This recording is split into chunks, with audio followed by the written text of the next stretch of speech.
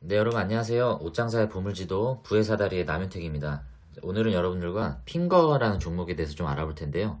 사실은 제가 이거 녹화를 했는데 30분이 넘게 나왔어요. 그래서 핑거에 대해서 다 알려드리려고 하다 보니까 너무 시간이 많이 나와가지고 좀 줄여서 이때까지의 핑거에 대한 설명은 좀 축약하고요. 앞으로의 핑거에 대해서 좀 설명하는 것을 중심으로 제가 여러분들께 제가 공부한 것들을 좀 나눠보도록 하겠습니다. 핑거는 여러분들이 그냥 쉽게 연상할 수 있는 손가락 그 핑거가 아니고요. 파이낸스 그리고 매니저 이 두 개 영어의 합성어입니다. 그래서 금융을 관리해주는 그런 회사다라고 여러분들이 생각하시면 되고, 핀테크 회사입니다. 핀테크라고 하면 또 모르시는 분들도 계실 수 있을 것 같아서 저는 몰랐거든요. 그래서 간단하게 좀 찾아보니까 뭐 잘 알다시피 토스, 카카오페이, 뱅크샐러드, 페이코 같은 이런 기업들이 핀테크 회사 대표적인 회사인데, 이거 역시 파이낸셜이라는 영어와 테크닉이라는 이제 영어의 합성어로 첨단 정보 기술을 기반으로 한 금융 서비스업을 하는 회사가 바로 핀테크 회사다라고 이해하시면 되겠습니다. 핑거 회사는 2000년 12월에 설립이 됐고요. 20년이 넘는 구력을 갖고 있는 회사입니다. 그리고 상장은 올해 1월에 코스닥에 상장이 되었고, 그 당시 공모 경쟁률이 1400대 1로 비교적 상당히 높은 경쟁률로 당시에 좀 상장이 됐었습니다. 공모가는 그 당시에 16,000원이었는데 좀 과열이 좀 됐었던 것 같아요. 그래서 4만원 넘는 금액까지 주가가 좀 올라갔었고, 시가총액은 2,106억 원, 유통 주식수는 900만 주가 좀 넘습니다. 대주주 지분은 박민수 오른쪽에 있는 이 대표이사가 25.65% 지분을 가지고 있고, 2대 주주로 BK 메디컬 그룹이 10.38% 이제 보유하고 있는데, 이 오른쪽에 사진을 보시면 여기 김병건, 요 분이 바로 요 BK 메디컬 그룹을 소유하고 계신 분이십니다. 강남 신사역에 보면 BK 성형외과라고 큰 건물이 있는데, 거기 성형외과 원장이었어요.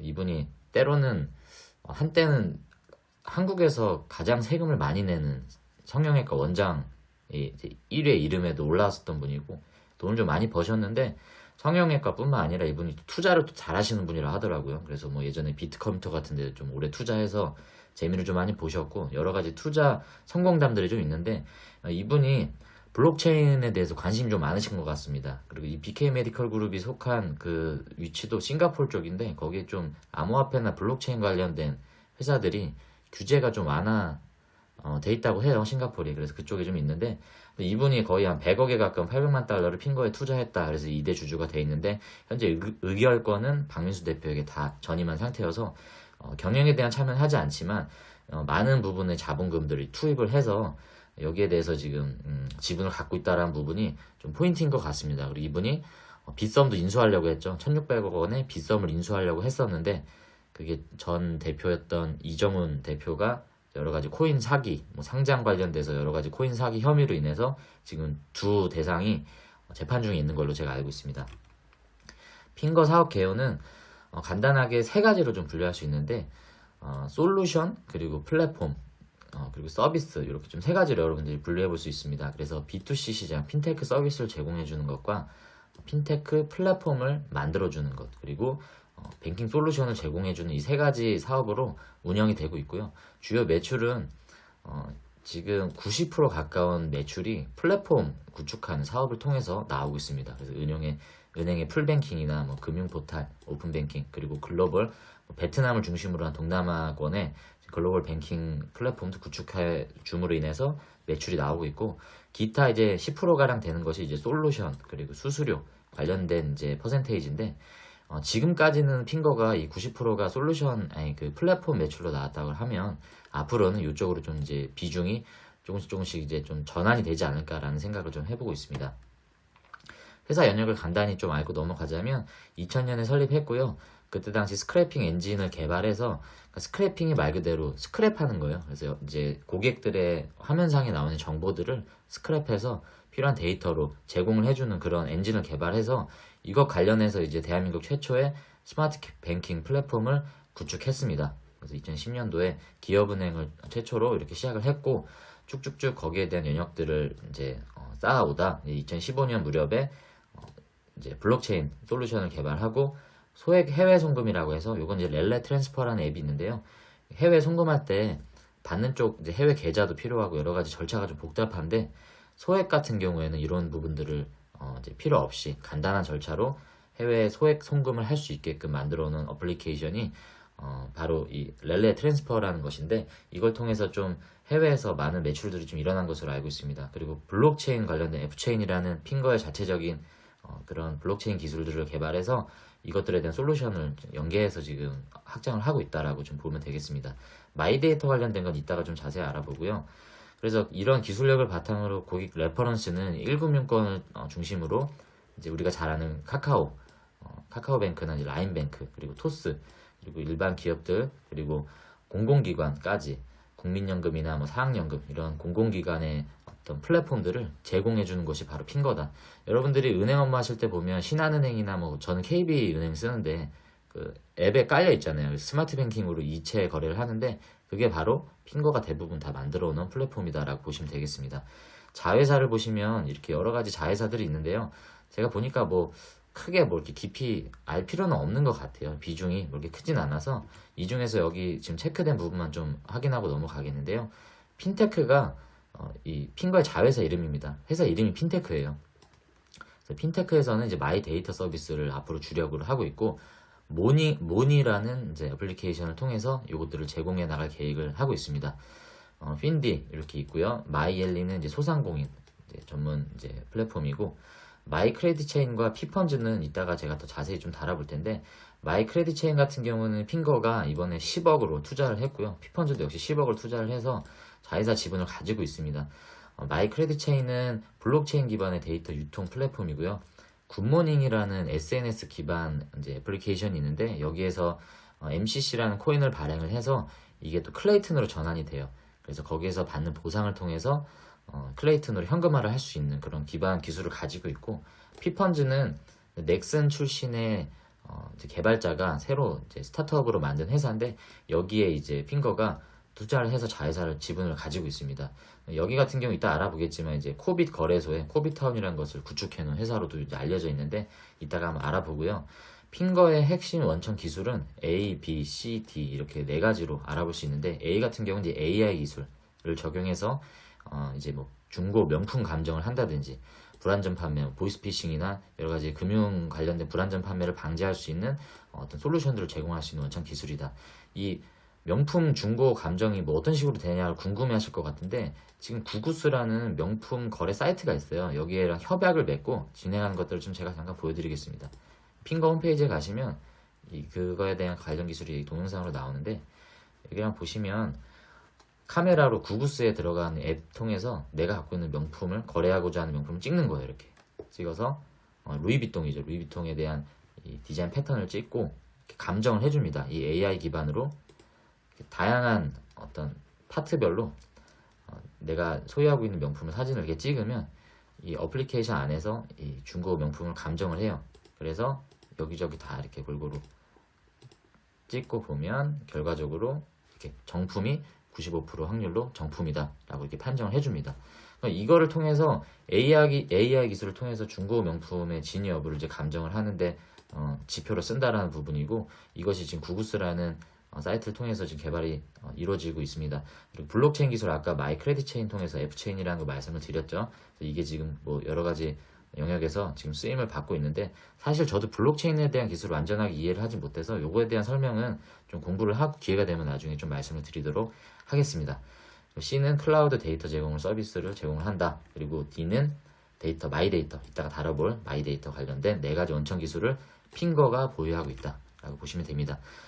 제일 중요한데, 이제 앞으로의 핑거, 제가 여기에 대해서 좀 중점적으로 말씀을 드린다고 했잖아요. 핑거의 미래 성장 사업이 무엇인가? 이때까지 금융 플랫폼 스마트 뱅킹에 대한 것들을 통해서 매출의 90%를 일으켰는데, 앞으로는 이제 어떻게 되느냐라는 부분에 대해서 이제 좀 설명을 드릴 텐데요. 금융 메타버스와 마이 데이터 사업입니다. 먼저 금융 메타버스에 대해서 좀 설명을 드리면, 지금 은행권에서 메타버스의 열풍에 힘입어서 이제 우리도 이제 여기에 좀 뛰어들어야 된다라는 위기의식이 좀 퍼져 있는 것 같아요. 거기에 대한 예로 국민은행 같은 경우에 이제 미국 게더사라는 이제 스타트업이 있어요. 미국의 게더라는 회사에서 게더타운이라는 플랫폼을 만들었습니다. 거기에 국민은행이 KB금융타운이라는, 여기 보시는 이 화면으로 이렇게 만들었어요. 들어가 보시면 샌드박스 형태의 캐릭터들이 이 가상 공간 안에서 다양한 창구들을 경험할 수 있고, 여기에 창구 안에서 실질적으로 국민은행 직원들이 이렇게 화상으로 상담을 해준다고 합니다. 그리고 이 안에서 회사 직원들 간의 또 커뮤니티를 누릴 수 있는 공간이 또 확보가 돼 있어서 뭐 여러 가지 재미 요소를 좀 부각을 시키고 있고요. 그리고 네이버 제페토 상에서도 리브 샌드박스 아레나라는 국민은행이 이 어떤 부스가 여기 또 이렇게 개설이 돼 있는데, 사실 뭐 제페토는 이용해 보신 분들이 알겠지만 아직은 이게 좀 이렇게 Z세대에 국한된 서비스로 돼 있다 보니까 이제 어른들이나 좀 그 이전 세대들은 좀 이해하기가 좀 힘든 부분들이 좀 있어요. 그래서 이걸 과연 은행이 어떻게 여기서 좀 구현을 할 것인가에 대한 좀 미지수는 좀 남아 있습니다. IBK 기업은행 같은 경우에는 이번 싸이월드 Z와 협약을 맺어서 싸이월드 이번에 오픈을 하죠. 그래서 IBK 도토리 은행이라고 해서 여기에 사이버 가상 지점을 이제 오픈을 했고요. 이제 그러면 핑거는 뭘 하냐? 이제 핑거는 이제 NH 농협과 함께 이번에 내년 3월 1일에 독도버스라는 금융 메타버스 플랫폼을 오픈을 합니다. 이게 뭐냐? 여러분들 아시는 분들 아마 계실 텐데, 독도 하면 여러분들 딱 떠오르시잖아요. 그 독도예요. 독도를 배경으로 유저들이 독도 수호대 컨셉으로 게임을 하면서 거기서 이제 전쟁도 하고요. 이제 뭐 침범할 거 아니에요. 그런 이제 세력에 의해서 전쟁도 하고, 요 안에서 이제 섬이니까 낚시도 할 거 아니에요. 낚시를 하면 어떨 때는 뭐 조그만 물고기가 잡히고, 어떨 때는 뭐 큰 물고기가 잡히고, 이러면 이제 뭐 물고기의 품질에 따라서 거기에 대한 또 보상을 또 차별적으로 받고, 그 보상금을 통해서 자체 거래하는 NFT 교환이라든지 아니면 뭐 금융상품을 투자를 한다든지 보관을 해서 나중에 뭐 현금화를 시킬 수 있다라든지, 이런 다양한 금융 메타버스 플랫폼을 구축하고 있는 곳이 바로 이 독도버스인데, 이 독도버스를 이제 핑거가 마이크레딧 체인과 엑스텐이라는 또 지분 투자한 회사가 있는데요. 게임 관련 회사예요.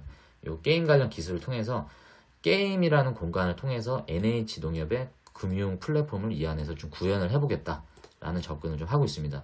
사실 NH 농협은행이 좀 되게 좀 보수적이고 되게 좀 오래된 좀 그런 느낌의 어떤 기업이다라는 생각이 좀 있었는데, 이번에 굉장히 좀 젊어지고 좀 굉장히 좀 열려져 있는 사고를 가지고 여러 가지 사업에 좀 접근하고 있다.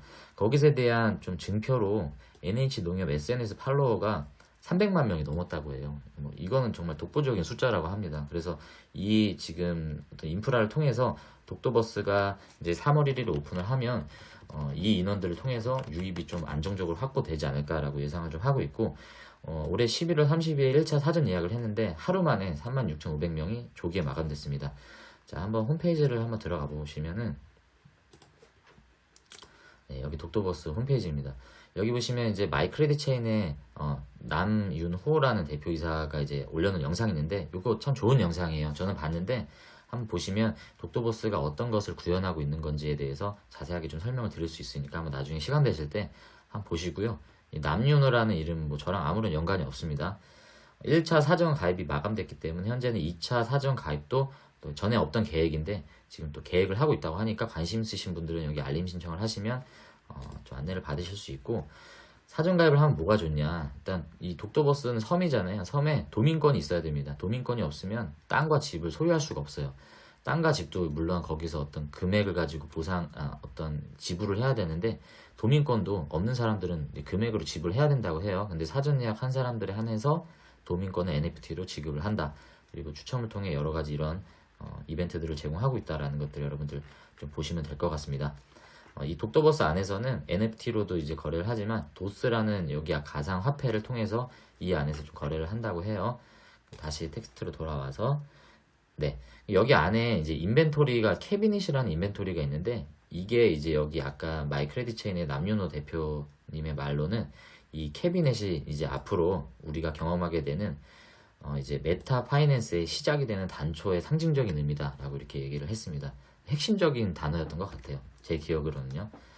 그리고 이제 또 다른 회사, 핑거가 10억을 투자한 자회사 피펀즈가 있는데요. 여기 왼쪽에 여기 있는 이분이 피펀즈의 노기태 피펀즈 대표입니다. 넥슨 출신이고, 이 피펀즈는 넥슨 출신과 NC소프트 관련된 이제 개발자들 출신으로 이루어진 스타트업이고요. 이 회사가 지금 뭘 하고 있느냐? 현재 코빗 알죠? 코빗 여러분들. 암호화폐 우리나라 4대 거래소 있잖아요. 물론 가입자는 40만 명으로 4대 거래소 중에 가장 적지만 이 거래소를 보유하고 있는 회사가 코빗인데, 이 코빗과 이 피펀즈가 협약을 맺고 현재 코빗타운을 만들었어요. 코빗타운, 이 사진에 나오는 요게 코빗타운입니다. 코빗타운은 뭐냐면 메타버스 가상자산 플랫폼이에요. 그러니까 이 코빗에서 거래하는 이 화폐를 가지고 이 안에서도 시장 경제가 활성이 되고 게임을 통해서 이 안에서 이제 화폐를 보상으로 받습니다. 최근에 유행하는 P2E, 플레이 투 원, 그래서 게임을 하면서 돈을 벌 수 있는 그런 어떤 개념이 이 안에 담겨 있고요. 이 안에서 지금 코빗의 암호화폐 거래소에 이제 가입을 하면 누리실 수 있다라고 하는데 저는 들어가 보진 않았어요. 개념은 그렇고 또 한 가지 좀 재밌는 게 여러분들 그 최근에 SKT에서 분할한 SK 스퀘어라는 회사를 아실 거예요. 최근에 상장을 했는데 이 SK 스퀘어가 이 코빗 암호화폐 거래소에 900억을 투자해서 35%의 지분을 보유하고 있습니다. 왜 SK가 과연 코빗이라는 이 거래소에 900억이라는 돈을 투자를 했는가라고 봤을 때 그들의 전략 가운데 이 코빗타운과 SK가 갖고 있는 이 메타버스 플랫폼이죠. 이 브랜드와 연계 구상을 하고 있다고 합니다. 그래서 이 코빗타운을 구축함으로 인해서 이 안에서 또 SK 스퀘어와 함께 여러 가지 또 콜라보가 이루어질 것이다 라고 좀 기대를 하고 있고요. 900억이 작은 돈은 아니잖아요. 그래서 뭔가 이 자금들이 이 안에서 좀 실현이 되지 않을까라는 기대를 하고 있는데 SK 스퀘어랑 무슨 관계냐? 바로 피펀즈가 SK 스퀘어와 함께 이것들을 지금 구축해 나가고 있는데 이 피펀즈의 모회사가 바로 핑거이기 때문에 이것은 관련이 있다. 그리고 이 피펀즈는 SK 스퀘어뿐만 아니라 코빗뿐만 아니라 신한금융그룹과 이제 퓨처스 랩이 있어요. 신한금융그룹 안에서 얘네들은 이제 금융업만 하는 애들이다 보니까 이런 이제 메타버스 관련된 지식이 좀 이제 부족하잖아요, 기술이. 그래서 이제 자체 퓨처스 랩이라고 이제 만들어서 여기에 이제 메타버스 협력 지정사를 지정해서 같이 이제 여러 가지 것들을 개발을 하고 있는데 이 협력 지정사로 지정된 곳이 바로 피펀즈입니다. 피펀즈와 함께 신한은행은 지금 자체 메타버스 플랫폼을 구축하고 있어요. 자, 요약하면 뭐냐? 아까 제가 독도버스, NH농협은행이 핑거와 마이크레디체인과 함께 같이 협약을 하고 있다고 했죠. 만들고 있습니다. 그러면 핑거는 피펀즈란 자회사를 통해서 신한은행과 또 다른 또 메타버스 플랫폼을 구축하는 거예요. 자, NH농협과 신한은행, 우리나라의 이 두 가지 큰 줄기가 되는 금융회사와 핑거가 어떤 플랫폼을 만들고 있다라는 것들은 굉장히 좀 핑거를 투자하는 분들에게 있어서 긍정적인 호재라고 저는 생각을 하고 있습니다. 이게 현재 어떤 매출로 나타난 것이 아니지만 앞으로 성장 동력으로서 아마 중요한 역할을 하지 않을까라고 생각을 좀 해볼 수 있습니다. 그리고 또 한 가지 축이 이제 마이데이터인데 마이데이터는 제가 길게 설명을 안 드릴게요. 궁금하신 분들 아마 영상들이 많이 나와 있으니까 거기를 통해서 좀 보시고 오늘 마이데이터에서 설명을 드리는 것은 핑거가 하는 마이데이터는 과연 어떤 의미가 있고 어떤 수익을 가져갈 수 있느냐라는 부분을 제가 설명을 드릴 건데 간략하게 말씀을 드리면 이 마이데이터는 뭐냐? 내 데이터에 걸리는 내 것이다. 왜 내 데이터를 가지고 페이스북, 유튜브, 쿠팡 너네들이 수익을 내는 이유는 뭐냐? 내 데이터에 걸리는 내 것이다. 내가 정보를 요하면 나에게 정보를 주고 내 정보를 열람하고자 하면 내게 정보를 열람을 하게 해달라. 뭐 의료권이라든지 뭐 보험이라든지 여러 가지 이제 그런 정보 기관을 통해서 내 정보를 열람할 수 있는 기관을 그런 권리를 내가 주장할 수 있다. 개인 데이터 주권주의에서 시작된 운동에서 비롯한 것이 바로 마이 데이터입니다. 그래서 마이 데이터가 모이면 빅데이터가 되죠. 그래서 기업들이 필요한 게 사실은 마이 데이터들입니다. 그래서 이런 것들을 이제 실행하는 것이 그 사업자가 바로 마이 데이터 사업자다. 아무한테나 마이 데이터 사업자를 허가를 해주면 안 되겠죠. 개인의 어떤 정보가 관련된 거기 때문에. 그래서 허가를 받은 업체를 한해서 이 마이데이터 사업을 진행하고 있는데요. 최근에 이제 데이터 3법이 개정됐어요. 데이터 3법에 대해서 자세하게 알아볼 수는 없지만 지금 간단히 어떤 것들이 있는지 핵심적인 걸 보면 바로 가명 정보를 활용할 수 있게 해주겠다. 그래서 본인 정보의 통합 조회 또한 신용 자산 관리 등 서비스를 제공해주겠다. 이렇게 두 가지 좀 맥락으로 좀 볼 수가 있는데 첫 번째는 이제 뭐 통계청이나 여러 가지 이제 공공기관이나 공익 목적의 개인 정보를 좀 쓰고 싶은데 개인 정보가 유출될 수 있는 우려가 있어서 좀 여러 가지 법망들을 통해서 절차들이 까다로워서 이것을 좀 개정해서 가명 정보로 활용을 해서 개인들의 정보를 공공기관이나 이런 데서 좀 유익하게 쓸 수 있게끔 해주자라는 3법이 개정이 된 것입니다. 보면 기존에 뭐 예를 들어서 뭐 남윤택이다. 그리고 나이가 33세다. 남성이고 핸드폰 번호도 있고 통신료와 데이터 사용료가 통화 시간이 이렇게 된다. 이거를 다 공개하면 개인정보가 유출되잖아요. 그래서 여기 이름에 대한 예민한 정보들을 이렇게 암호화시키고 나이도 그냥 30대로 이렇게 포괄적으로 하고 필요한 정보들에 대한 디테일은 그대로 살리되 누군지를 특정할 수 없는 정보들을 이렇게 남겨놓으면 개인정보 동의 필요 없이도 그런 좀 생략하더라도 얼마든지 공공기관이나 이런 단체들이 공익 목적으로 쓸 수 있지 않겠느냐라고 해서 공익을 위해서 가명 정보를 활용할 수 있게끔 열어놓자. 그래서 3법을 개정이 된 거 내용이 있고요. 두 번째는 본인 정보의 통합 조회를 통해서 개인들이 신용 자산관리 등의 서비스를 좀 토탈로 이렇게 종합적으로 볼 수 있는 편의를 제공해 주자. 이것을 마이데이터 사업자를 통해서 구현해 보자라고 하는 것이 바로 데이터 3법 개정의 맥락입니다.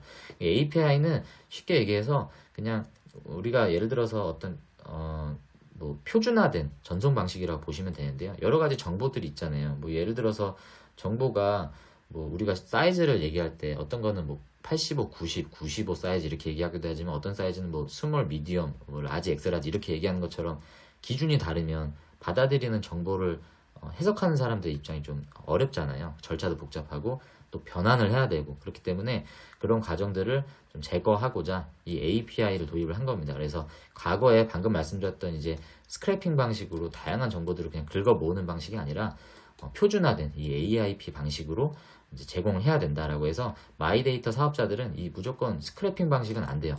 AIP 방식으로 정보를 공유를 해야 됩니다. 이런 부분이고 마이데이터가 그래서 어떤 게 좋냐? 마이데이터가 보급이 되면 이제 개인 입장에서는 자기의 어떤 금융적인 부분들을 진단해 볼 수 있고 건강 체크, 의료기관을 통해서 언제든지 열람해 볼 수가 있고 그리고 뭐 여러 가지 쇼핑 정보라든지 내가 좋아하는 것들을 맞춤 알고리즘을 통해서 제공받을 수 있고 통신 서비스뿐만 아니라 내가 쓰고 있는 에너지 효율 관리나 절약하는 방법들 이런 것들을 한눈에 좀 알아볼 수 있는 것들을 제공해 줄 수 있는 것이 바로 마이데이터 사업이다. 이것들을 제공해 주는 곳이 마이데이터 사업자다라고 보시면 되겠습니다. 지금 이 마이데이터 사업을 허가받은 올해 이제 업체들을 보면 금융업들이 대부분 많고요.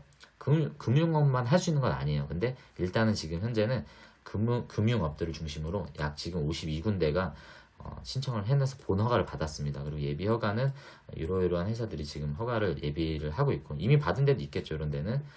그래서 이제 올해 12월까지 시범 서비스를 했고요.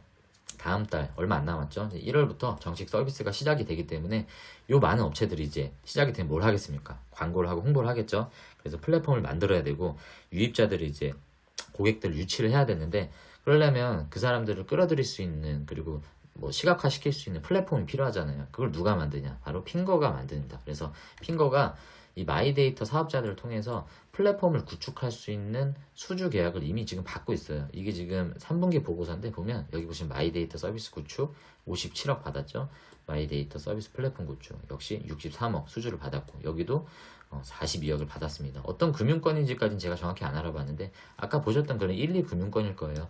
거기서 이런 금액을 주고 핑거에게 우리 마이데이터 플랫폼을 만들어 달라라고 의뢰를 한 겁니다. 이거는 지금 뭐 매출로 잡히는 것들도 있겠지만 앞으로의 매출로 잡히는 것들도 있기 때문에 성장 동력으로 앞으로 계속 매출이 증가할 것으로 좀 기대를 하고 있고 이거는 뭐 기대가 아니라 이미 이루어진 객관화된 데이터입니다.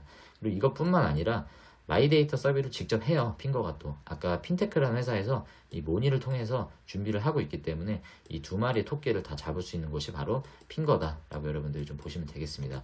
핑거의 재무제표를 보면 21년 3분기 실적 기준으로 매출액은 전년 동기 대비 35.1% 증가했고 영업이익은 좀 감소했지만 방금 말씀드린 독도버스나 마이데이터 사업을 통해서 앞으로 좀 증가할 것으로 좀 기대되고 4분기 최고 매출을 달성할 것으로 여러 가지 애널리스트들이 좀 기대를 하고 있습니다. 그리고 부채 비율이 감소한 것도 저는 개인적으로 좀 특징적인 것 같아요. 보시면 2020년 9월부터 꾸준하게 큰 폭으로 부채 비율이 점점 줄어드는 것도 회사의 재무 건전성이 좋아지는 것으로 볼 수 있기 때문에 좀 긍정적으로 보고 있고요. 마지막으로 핑거 주봉 차트를 보겠습니다. 핑거가 상장했을 당시에 좀 열기가 뜨거웠고요. 그 열기를 반영하듯이 전고점이 41,500원까지 떨어졌는데 보세요. 계속 떨어졌죠. 그래서 최근까지 14,750원을 10월 달에 찍을 때까지 저점을 이제 계속 기다가 최근에 들어서야 이 역배열이 정배열로 전환이 되면서 턴어라운드 하는 것을 볼 수 있었고 이 시점에 거래량이 터졌죠.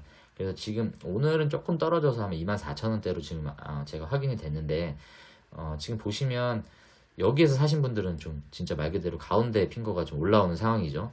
근데 이분들 같은 경우는 좀 힘드시겠지만 지금 시점에서 투자를 하시는 분들은 요 지금 턴어라운드 되는 시점 그리고 거래량이 터졌죠. 그리고 지금 눌림목 구간인데 매수하시기 너무 좋은 시점이 아닌가.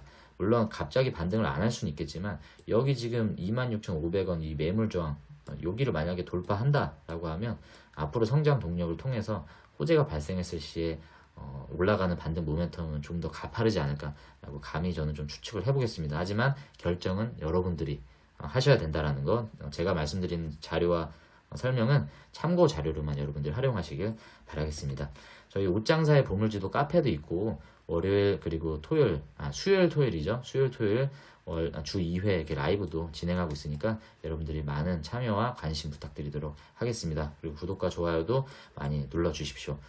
여러분들 공부하시고 저의 이 강의가 여러분들에게 좀 도움이 되었으면 좋겠습니다. 감사합니다.